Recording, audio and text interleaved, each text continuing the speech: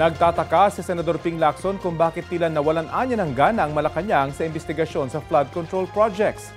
Sabi ni Lacson, nakakuha naman ng mahalagang impormasyon ng Independent Commission for Infrastructure para makapaghain ng kaso ang Ombudsman at Department of Justice laban sa mga nangurakot umano sa kaban ng bayan.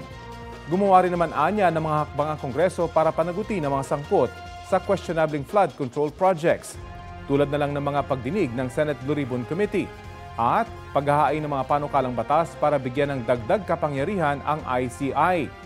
Sinabi ni Lacson matapos sabihin ni Palace Press Officer Claire Castro na baka maulit lang ang trabaho ng Ombudsman at DOJ kung itatatag ang Independent People's Commission na isinusulong sa Senado.